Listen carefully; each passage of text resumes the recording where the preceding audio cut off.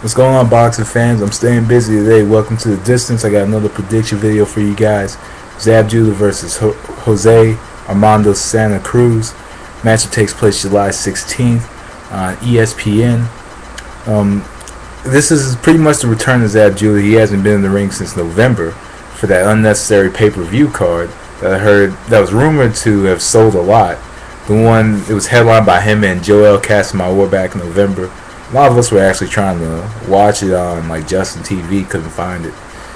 But anyway, this pretty much marks the return of Zab Judah. And I hadn't seen Zab Judah fight since like the Roy Jones Joe Kawasaki card, really, back in like November of 2008. I hadn't seen him fight since then. So anyway, I've actually been following Zab Judah's career like a lot of people my age have. I've been watching Zab Judah since his fight with Mickey Ward. I remember sitting in the living room with my grandfather and watching that fight against Mickey Ward on, I believe it was on ESPN. I could be wrong, but I remember watching that fight and I remember how popular Zab Judah was, probably around like summer 2000, how popular he was. And I was more of a casual fan than hardcore fan back then. But there was like at least 4 or 5 fighters I knew back when I was young. When I was a teenager. Those 5 fighters were Zab Judah, Roy Jones Jr., Mike Tyson, Lennox Lewis, and Floyd Mayweather Jr. Those are the fighters that I knew because there was so much exposure around fighters such as Zab Judah. But what happened was, I guess that exposure went down a little bit when he fought Costa Zua in 2001. He got that suspension after the fight when he threw the stool because he threw that bitch fit. But eyes were still on Zab Judah, and eyes are back on Zab Judah now after that epic fail back in March with the Devin Alexander fight. You have to admit that was a real epic fail when he came in at the end of the fight, called him out, and now the fight's not even happening. So that was probably a big epic fail right there. But anyway, onto the fight. Since I pretty much talked about nothing for the last 2 minutes, onto the fight. Zab Judah possesses a southpaw style, quick, very quick, good boxing ability, and also knockout power. Has power in the shots.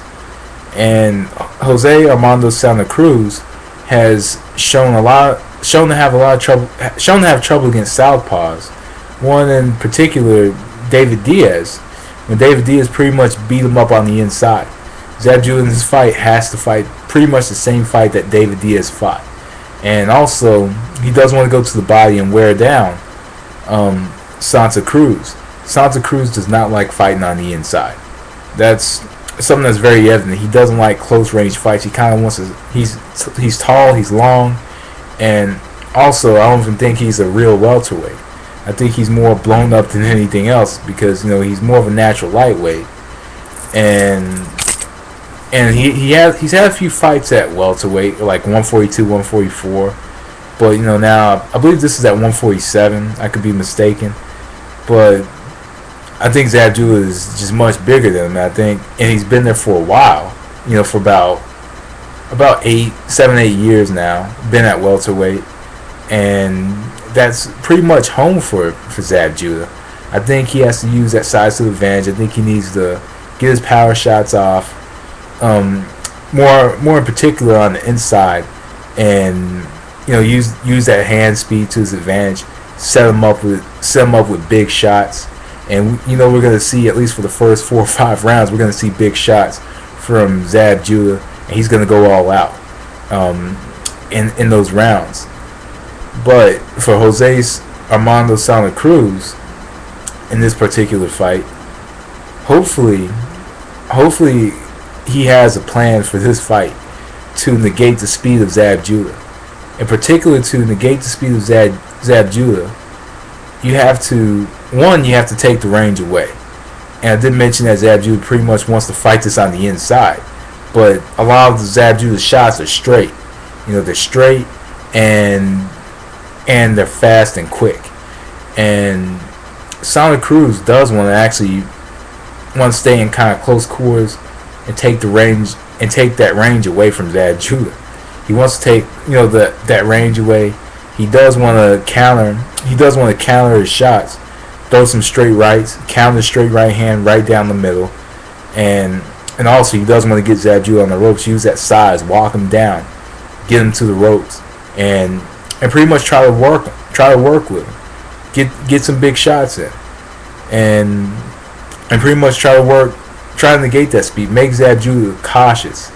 Make him cautious. Make him not want to throw his shots. Make him not want to work. And make it, a typical round 6 to round 12 Zab Judah fight. Though I believe this is a 10-rounder. So, really, in this fight, there's a lot of stuff I could say about this fight. But honestly, I'm gonna go with Zab Judah. By a knockout. I think Zab Judah can knock him out by probably 3 or 4. I think he can knock him out by 3 or 4 because I think he's a better boxer. He has a better power, better speed. Just has all this.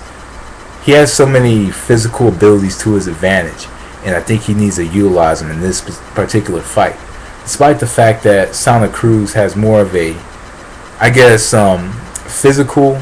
I think he's longer, and I believe he's taller, but I don't think he knows how to utilize them. I think that Zab Judah needs to utilize the hand speed, the power to his advantage, and the boxing ability. And he just needs to beat up Sonic Cruz to get himself this victory by knockout. I think he can just wear him down and beat on him. And I think this is that type of fight for Zab Judah. I guess maybe to build up confidence, and hopefully Zab Judah can get more fights to build up his confidence. And maybe fight one more big fight before, we call it a day with him. So, anyway, I'm going with Zab Judah knockout. 3 or 4. So, anyway, that was the distance. Thanks for watching. Peace.